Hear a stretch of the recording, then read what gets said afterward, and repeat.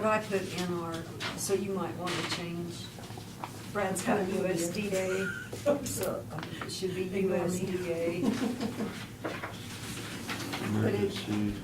To request Those assistance. those are the same thing. Yeah, so So that's already on on there. I just have Okay. different initials from his first email. so- Okay, so we're So just just two initials. two additions, okay.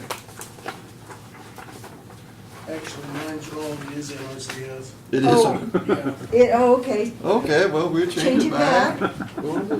Just delete Need a my pencil first, instead of ink. delete my first edition, Okay, because it's wrong altogether.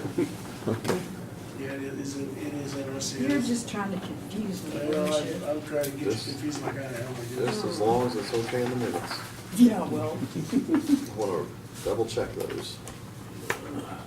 Are you ready, Brad? I am. I'll call the Dixon County Commission to order the June 16th, 2016 meeting. Please stand for the flag salute.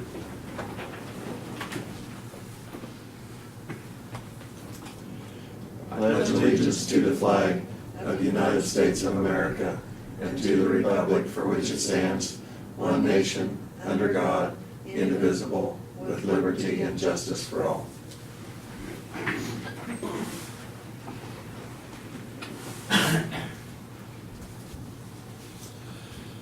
Okay, we do have two additions to our agenda today. The first one is to review and consider letter to the U.S. Army Corps of Engineers requesting assistance on a flood plan study at Chapman. And the other addition is officially determine the scope of abatements for disaster relief applications.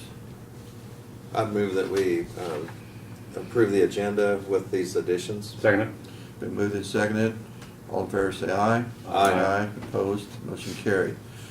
Consent agenda is the minutes of the June 9th work session and regular meeting. Payroll, $350,055.17. Added tax of $530.56. Wire payments, and these are on the credit card, of $13,737.01.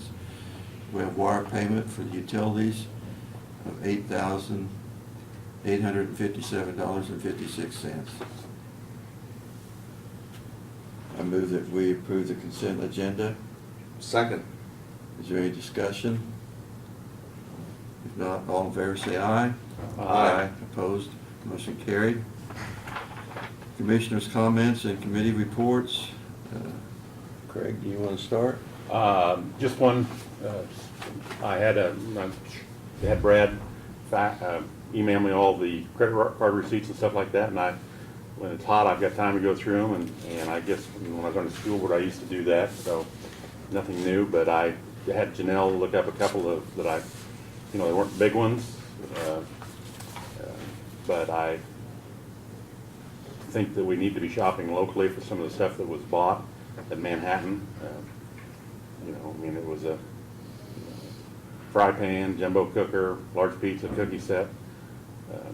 I'm sure we could have got them in Abilene, rather than going to Manhattan. And there were some couple other bills that, we need to, our department heads, the people that have credit cards, we need to shop. I should say Abilene, Dixon County. Yeah, hardware store might have those Yeah. in Chapman too, so. Mhm. Or the grocery store. Yep. That's all I had. Okay. Lynn? The only thing I have is on Monday, we'll have our monthly board meeting, Central Kansas Mental Health, and I'll be over at Salina for that. Okay, that's it. In our work session this morning, we're still having outside organizations come in and present their budgets. This morning we had the juvenile detention, we had the Flint Hills Area Agency on Aging, and also the Central Kansas Mental Health. And so those were the three things that we worked on during the work session.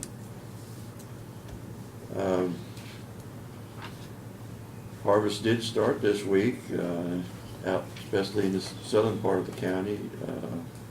Like I say, we've got started, but got rained out last night, so hopefully in another day we'll be back in the field. It's the yields seem to be really good. Test weight and moisture were really good the last couple days south. So like I say, we're just getting started, but looks like if we can get the wheat harvested, it'd be a good crop for us this year. Presentations of petitions, proclamations. We do have a proclamation here. This is the Elderly Abuse Awareness Month in June. And I'll just read part of it here. That Dickson County must work towards ending elderly abuse by assisting victims in accessing the information and supporting services they need, creating better and more resources for older adults in need, instituting effective intervention and prevention policies, and engaging in discussion with family members and peers to promote awareness and prevention of the quiet epidemic of elderly abuse. Now, therefore, the Dickson County Board of Commissioners hereby proclaims June 2016 as Elderly Abuse Awareness Month. In the County of Dickson County, we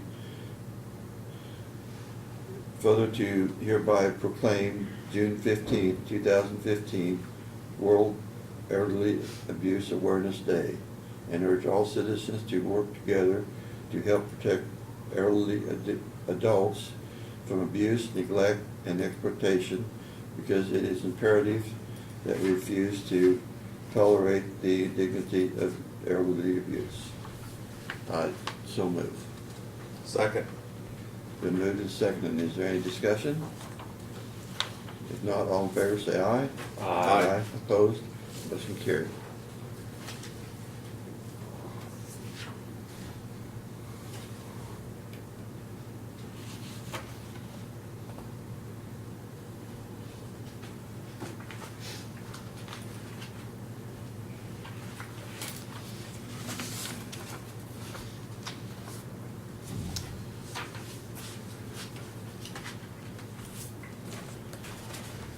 Okay, Brad, I guess you can start your report.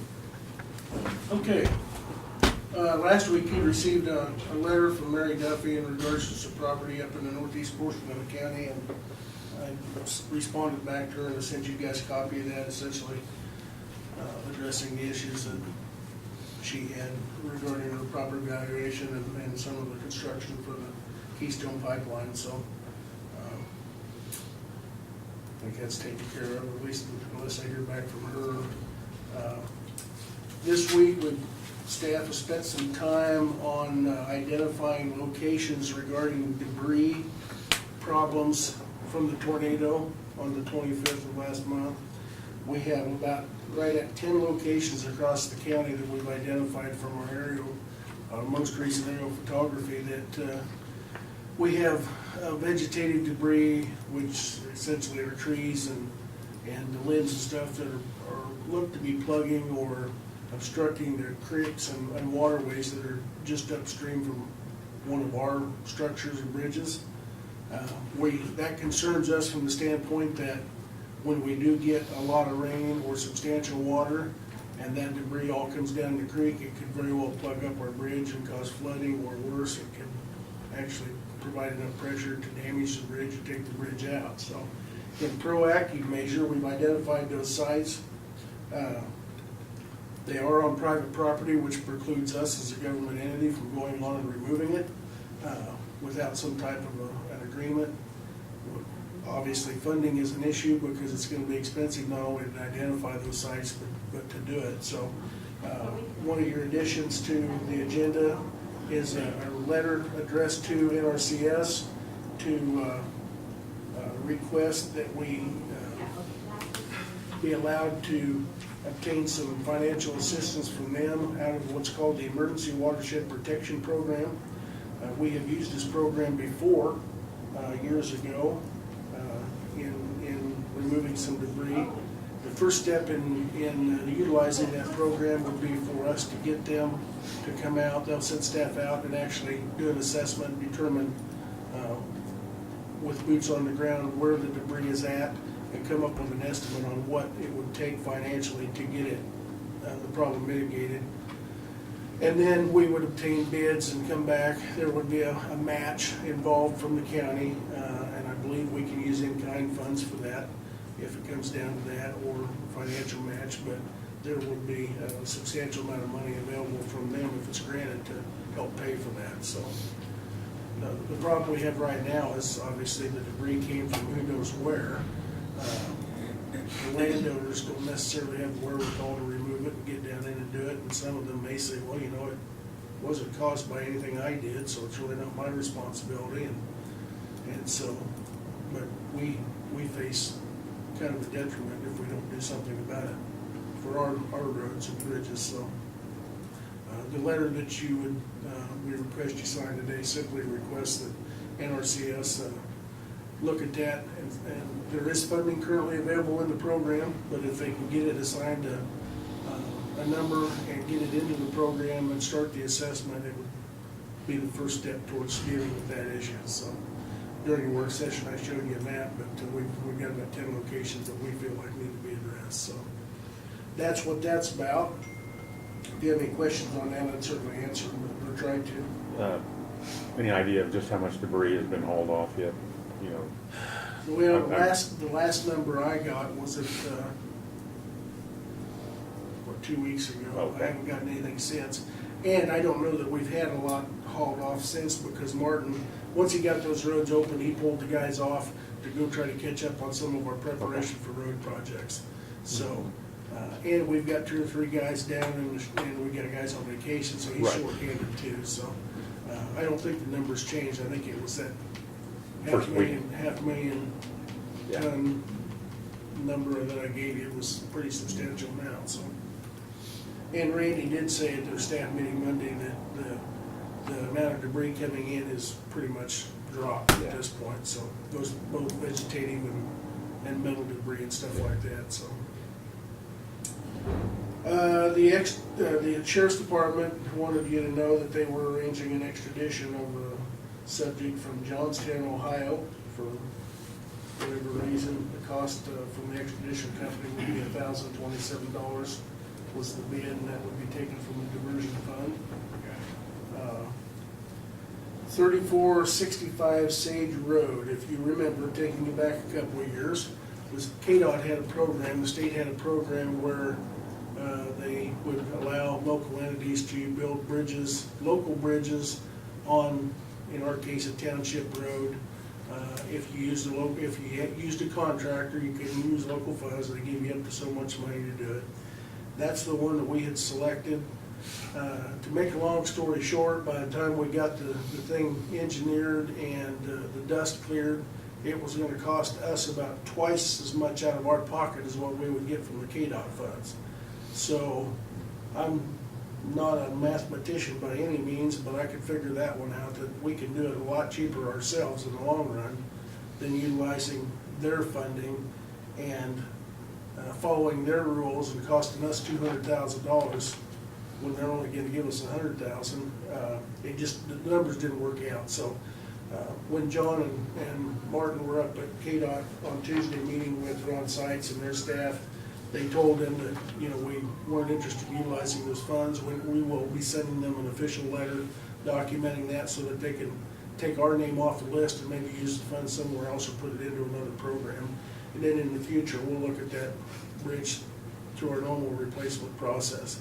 Since that time, that program has been shut down and they haven't reinstituted it for any future funding. Not to say it won't be, but I think with the funding issues that are going on at the state right now, I think things would have to change tremendously before anything happens. But just to let you know that we will be sending them a letter, and that particular bridge is going to be off the scope of being replaced by that local bridge program. Also along the lines with KDOT, KDOT also has a program for replacing off-system bridges.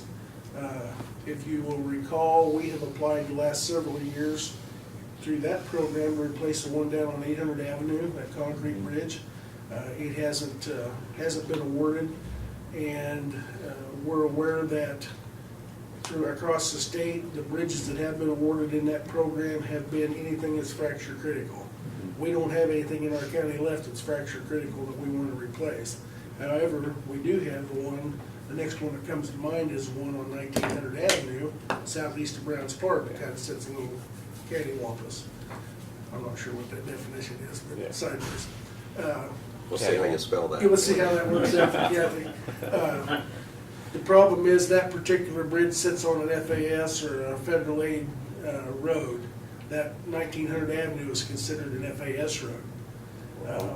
FS, what's, Federal aid secondary. Okay. It's, and we have, I don't know how many miles, but basically the county roads, the ones that are our jurisdiction are FAS roads. okay. The off-system grant program does not work for roads that, or projects that are on FAS roads. They have to be off FAS roads. So, John, knowing the ins and outs from KDOT, when he was down at Topeka Tuesday, discussed with KDOT's personnel, okay, we've got, and I don't know why, but 1100 Avenue, which goes from K-15 over to K-43, that paved section, is not an FAS road. So he said, okay, well, let's play the game. Let's put in a request to DFAS 1900 Avenue and move that designation down to 1100 Avenue, thereby making the 1900 Avenue bridge eligible for that funding, off-road funding. And the KDOT personnel said, well, we don't know why that wouldn't work, because the regulations are a federal regulation, it's not KDOT, so they're certainly willing to work with us on those changes.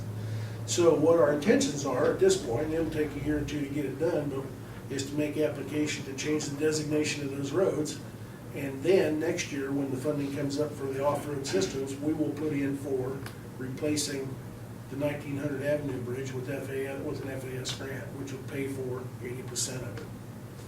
Essentially, what we would get is another bridge similar to what we've got on 1900 Avenue on the other side of K-15, which is exactly what we need. So it's a strategic move through the technicalities and walking through that little minefield you do to make everything eligible for funding. But again, we're lucky to have an engineer that knows those ins and outs and can maneuver that minefield. So just to give you a heads up that that's some of the stuff that we're working on with KDOT for the future, and that'll be making sure of $1 million. It is a fractional critical, that one is. That one is not, no.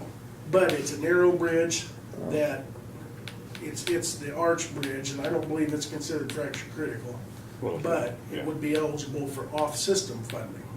So, and we think maybe it would be, given the situation, and the hazard that it is, being on an angle and being narrow, would be one that would, Well, we Being lowered the eligible for funding. load rating too on it.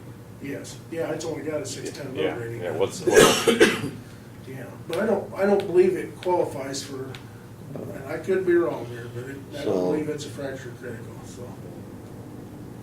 But I do know its condition, its efficiency rating is extremely low, which means it would have other qualifications and it would make it rise to the surface, so. Let's see, we talked a little bit about the disaster. I'll go back to that a little bit. In regards to the disaster relief applications that we have, and I know last week you guys tabled that. Doug and I talked about that, looked at that this week, and after we talked, I consulted with the appraiser's office, and I even had them confirm a couple things from Topeka that I didn't get back until after 5 o'clock last night, so I haven't had a chance to talk to Doug about it. But that particular process, as we know, takes an application. I'll just kind of read through it again. It takes an application from anyone who lost their homestead during the storm, from the tornado. We've so far received 5 of those. I anticipate we'll probably receive 4 or 5 more over a period of time as people learn about it and have time to fill out the applications. A couple of questions that we had was, as far as the abatement, how that's handled and the time frame. One thing that the state clarified for us is that The abatement deals with the 2016 taxes. It's not 2015s, and that means that the 2016 taxes aren't technically paid until 2017. Well, let me back up. The taxes that are paid in 2016 and assessed in 2016, what's paid in 16 is 15, so what will be paid in 16 for 16 will be 17. So what we're dealing with is the 16 taxes that have been assessed and were assessed January 1. Those aren't certified until October 15th or so.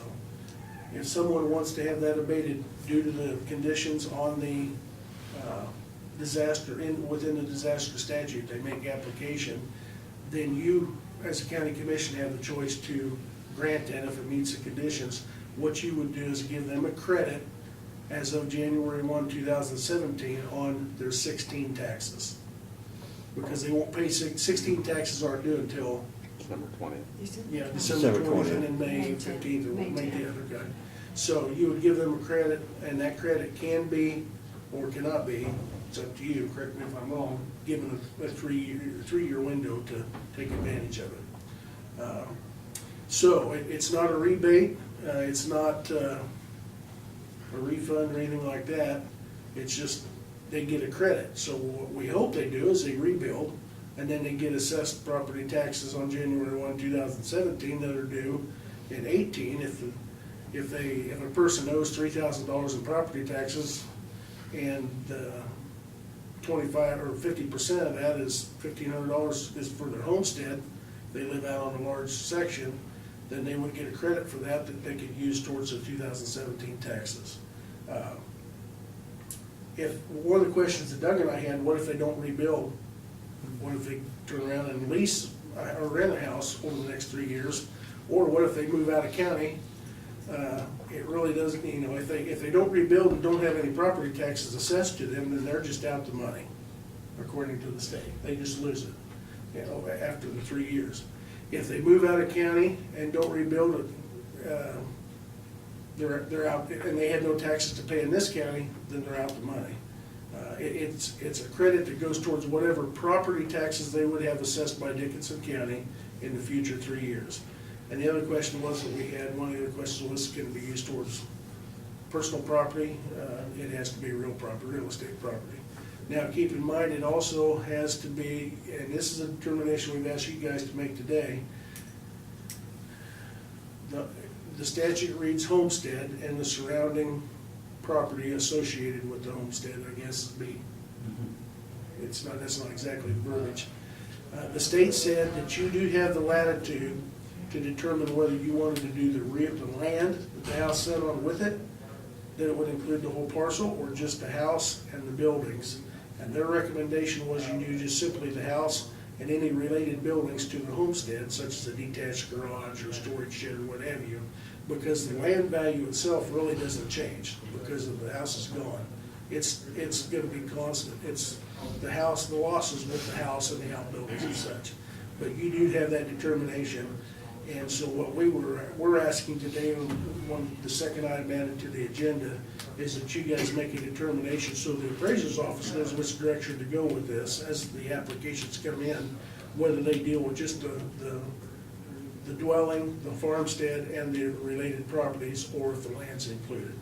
Our recommendation is we go with just the farmstead and the houses and leave the land off, because that could open up a whole other can of worms where you've got residential plates, parcels, and parcels that are partially ag, and so it could be,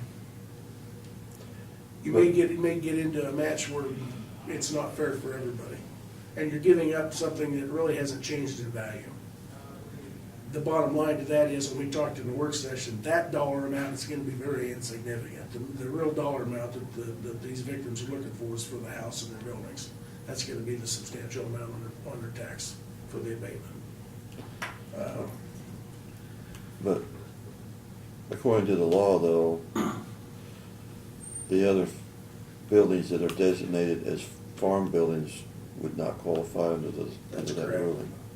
It has to be related to the farmstead, to the occupied dwelling or farmstead, yes.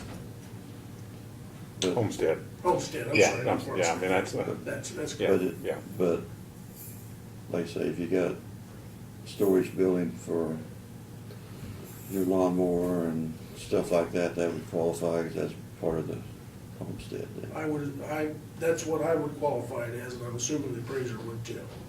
If it's related to the house and the property that the house is sitting on, and, you know, hypothetically, if you have a garage, you have a small outbuilding, you could have a couple of machine sheds, not be a farmer and have personal Your property boats in there, and your boats and camper. those things, that's, to me, is part of the homestead, Yeah. you know, so that's the way we look at it, so. So when we get to that we would ask that you make that determination, so the appraiser knows which way to go. Now procedurally, we will sit on these applications. I intend to send a letter out to each one and acknowledge that we've received it and illustrate to them what will happen. But come after certifications in October, once the taxes are certified and official, then we'll bring that back to the table, bring all the applications to you guys, and then you can officially deal with the abatements. And then come January 1, when they get their tax statements for the upcoming, or for this year, for the upcoming year's payment, then they will have that amount of credit to apply towards them. Kathy, what we're doing, is kicking the can down the road.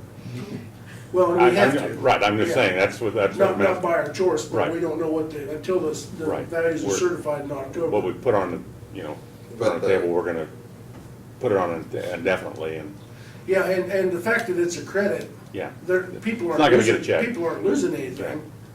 They can't get the credit until January 1 anyhow, so. So it's kind of a timing factor, and then also this would give us opportunity to get everything in Right. as far as. It gives everybody else time to get their applications in. But I think it's good that it gets publicized, that we have applications in, and then that kind of And they, gets people thinking about, Really, well, that's what by- they need to do if they're in by the first that of situation. October, they need to be getting their application in. Yeah. Now, they can always do it after that. I mean, they've got till the first of next year, I guess, to do it. Well, But it would be a lot easier for us to deal with if we can deal with them all at once. And I'm sure by that time, the dust is cleared, literally, in a lot of these places, and people have had a chance to kind of get their lives back together to some degree where they Start to can deal with regroup. these things and start regrouping, so. Keep in mind that when we had the Chapman tornado, we had a lot of houses that were destroyed that, you know, there was no mechanism in place at the time for people to get any type of a credit on their taxes. Their houses were assessed on January 1. June's when the tornado happened, they had to pay their full taxes, and they had half a year that they didn't have a house to live in. So I think it's an extremely good move on the part of the legislature in 2013 to come up with this mechanism that helps people out and kind of does the right thing in allowing them to get a credit. So, and the credit will be for that percentage of the homestead that applies to that parcel. So, if the property tax statement says that they owe $3,000, that doesn't necessarily mean the credit's gonna be $3,000. It may be $2,600, or maybe $2,400, or whatever the value, the assessed value of the house is in percentage to what that, what else, you know, other items are on that, or what the land is and those things, so. But it deals with the loss, and the loss is the homestead, so. I think it's important to note that they, in order to get the credit, they don't necessarily have to build back on that same piece of property. They can- No, that's the other thing we ask. They can build anywhere they want, as long as they have a tax assessment in Dickinson County, we can give them a credit.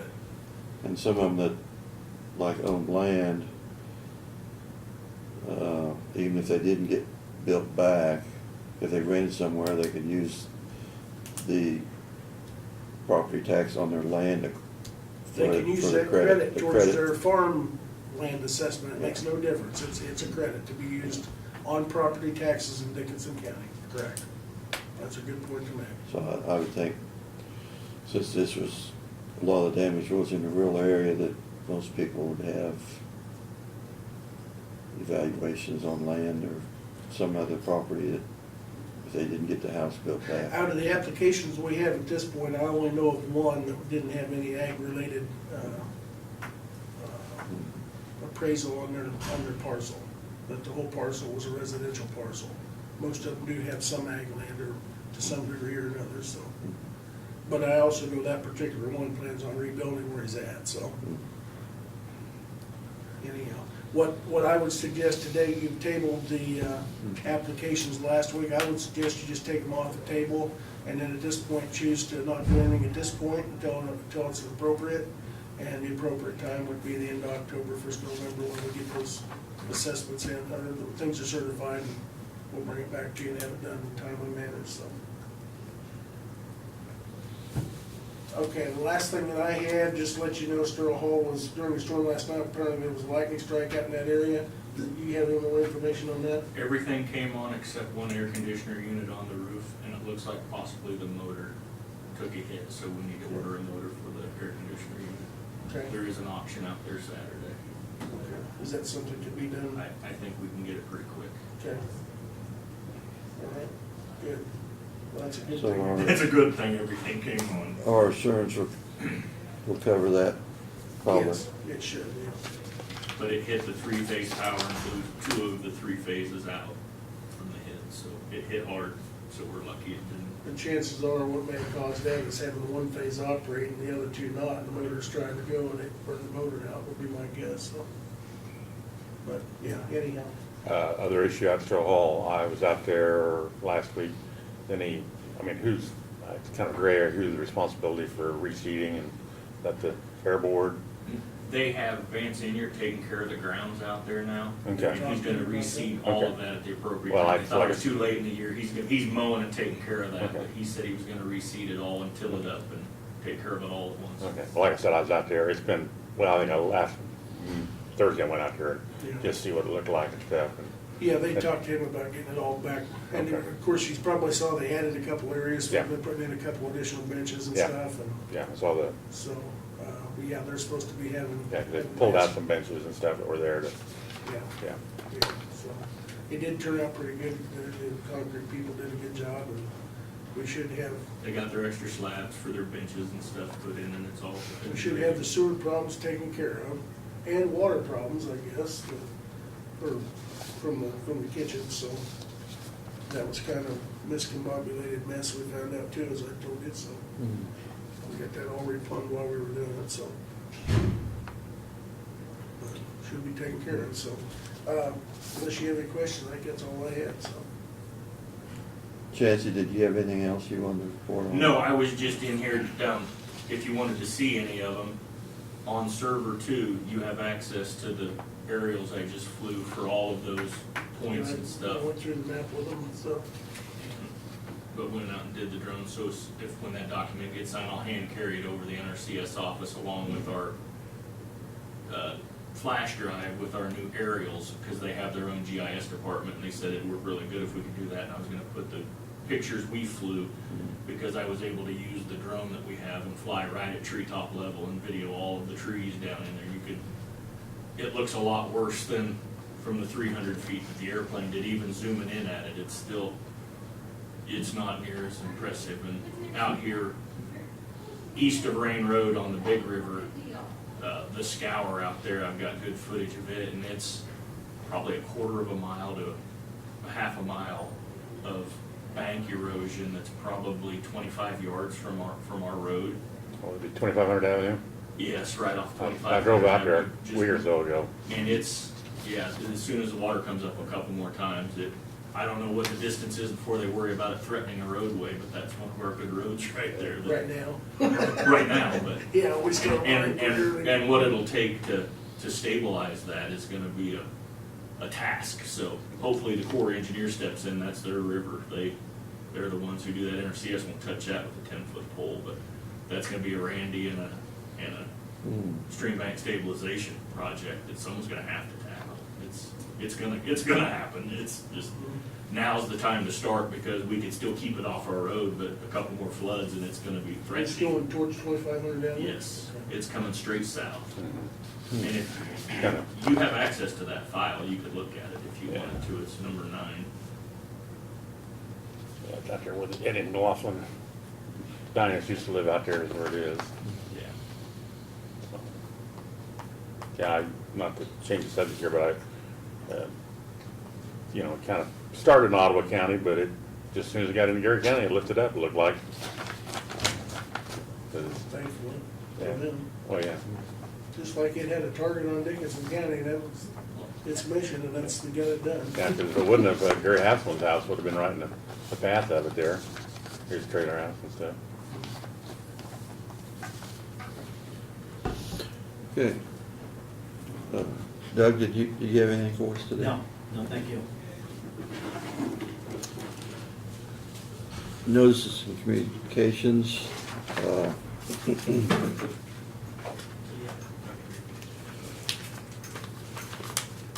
I'll leave this in our folder, but this was a letter from Doug Negley when we consider the vacating that small portion of road on 3400.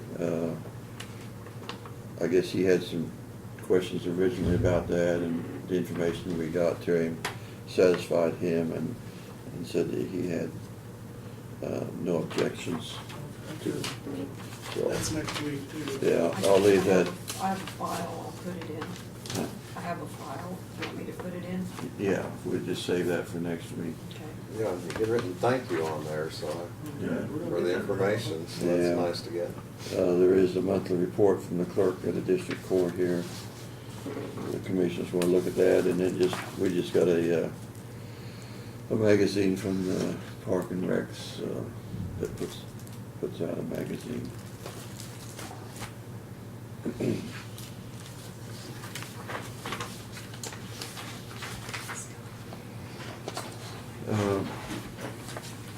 We have no resolutions today in unfinished business. We had, last week had tabled to consider the approval of real estate relief applications that we had gotten. So just for discussion purposes, I'll move that we move it from the table for discussion today. Second?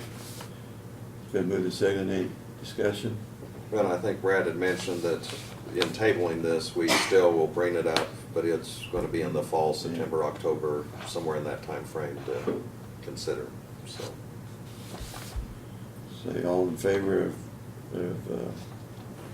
removing that from the table, say aye. Aye. Aye, opposed, motion carried. So basically, we have talked about that already, that we probably won't be making a decision on those applications until like in October after the. Till the appropriate time.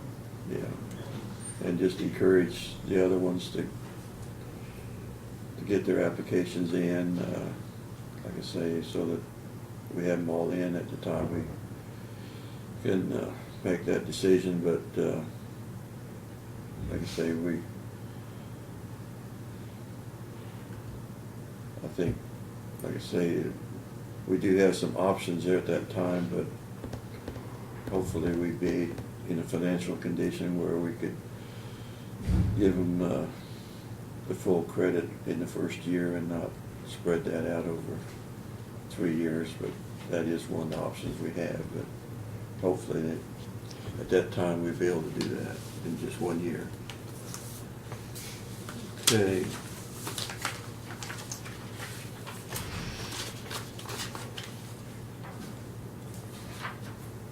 In other business, review and consider a letter from NRCS to request assistance from the Emergency Watershed Protection Program. You have that letter? Lynn's got it. Okay. And I'll apologize up front, over in your last name spelled wrong on that, but I didn't have it before I could pull it up right away, so. You can sign it correct. I didn't Yeah. draft the original one and I didn't catch it, so I apologize.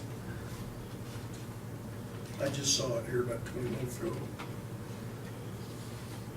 Lynn, why don't you read that for me? I'm signing my name here. Okay, But you're signing somebody's name, it's like, no, right? so this is to the NRCS Emergency Watershed Protection Program. and it's on the 25th of May, 2016, an EF4 tornado entered Dixon County from the west, remained on the ground for 90 minutes, traveling 26 miles southeast across Dickinson County. The tornado caused significant property damage as well as damage to wooded areas, putting a large amount of debris in numerous waterways and tributaries over the 26-mile tornado path. And then we have see attached map and photos. The red line on the map illustrates the path of the tornado while on the ground, and the green dots and pink bridges indicate county structures that are at imminent risk of damage due to the amount of debris upstream in these waterways.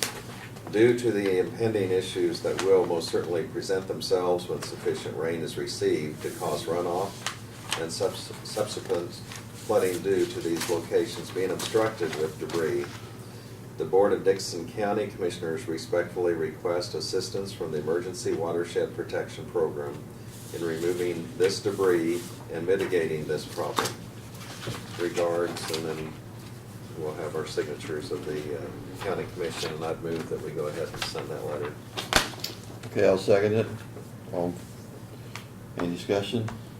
If not, all in favor say aye. Aye. Opposed? Motion carried.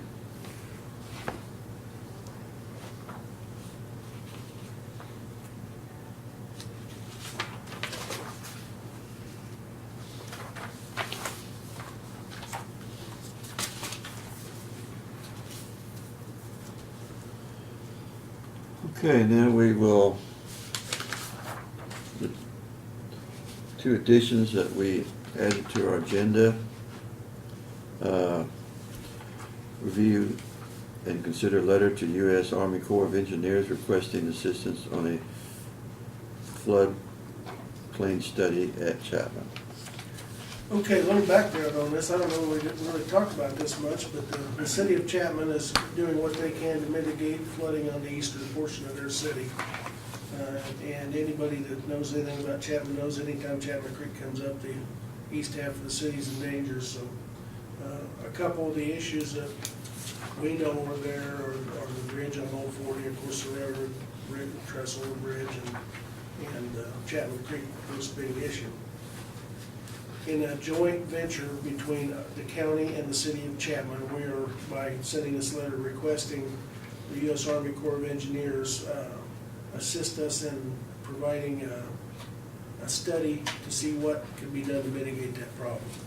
And that's the first step before you can apply for any grants or funding or any federal assistance, is to have an official study to see what needs to be done. So the Corps has a branch, a planning branch that this is directed to Jennifer Schweitzer, who's the chief of the planning branch in the Kansas City District.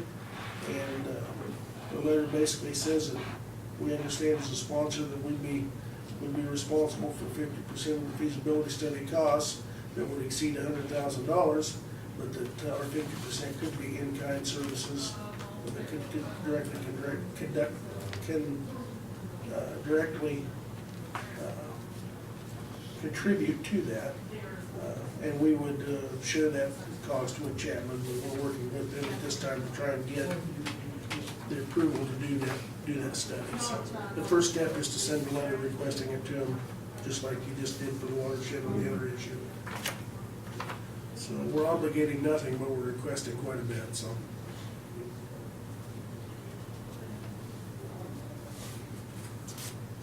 I'd move that we have Laverne go ahead and sign that letter to be sent on. Second? Good moved and seconded. Any discussion on that? I guess it doesn't specifically say what cost our obligation would be for this study? Or? Well, no, it doesn't. What we know is the program will pay up to $100,000 for the study. Anything above that, we would have to pay, we being us and Chapman, we have to pay 50% of that. It could come in under the $100,000, we just don't know until we stick our feet in the water and put it out for bids and they do the study, so.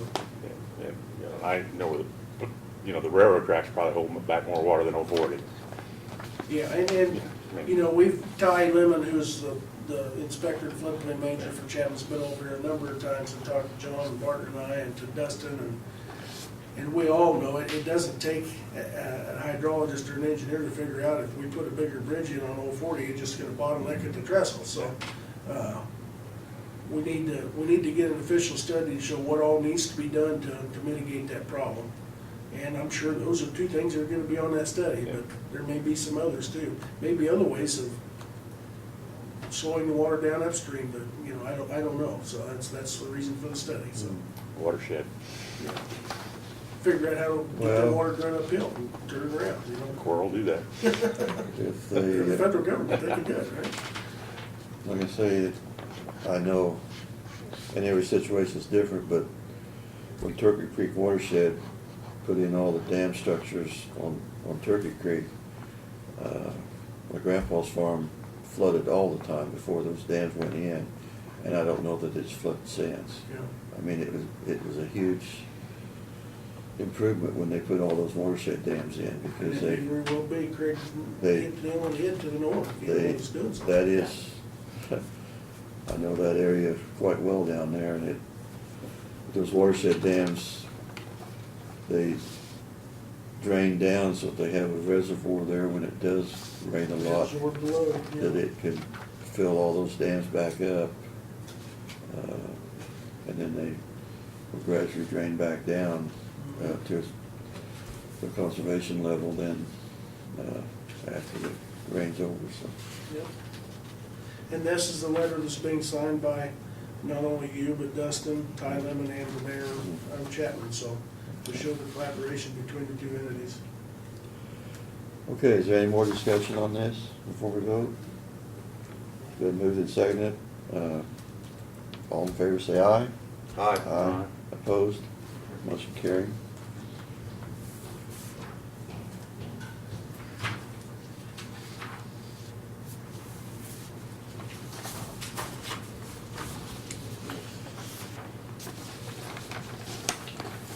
And the one other addition to the agenda, I guess we've already talked about it, but maybe you got more information on the official determined scope of the abatements for the disaster relief applications. Yeah, that's just, what we need is your guidance, your official guidance for the appraiser's office as the applications come in, the ones we have and the additional ones we'll get, as to what the county is willing to consider for the disaster abatements. And it's our recommendation that it be the homestead and buildings only and not the land, for the reasons we discussed earlier, so. And those were homesteads where if they had adjacent buildings that were ag-related, those are not within that scope. Yeah, and that's pretty much defined by the statute. Yeah. The statute does leave the discretion to you as to whether you consider the land the house sits on with the house or just the house. So, Well, I'm comfortable with your recommendation. I appreciate the research that you and Doug have done, and you visited, very deliberately and looked at it. Second. So that, yes, that's my I motion. guess Well, you made a motion. That's the motion. But you That's what it approved sounded like to me. You approved the recommendation? Yes. Okay. I seconded it. Any more discussion on that? If not, all in favor of that motion, say aye. Aye. Opposed? Motion carried. Okay. That's Any it. any more business?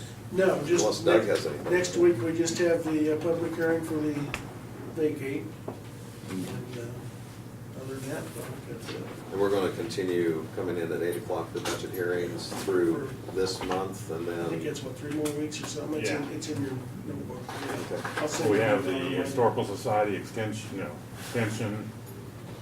Those are next week. Yeah. And then the following week, we start into the. elected officials, yeah. Yeah. Yeah. I move we adjourn. Second. Got moved and seconded, all, that we adjourn. All in favor, say aye. Opposed? Motion carried. Yeah, till July 7th, Lynn. Okay.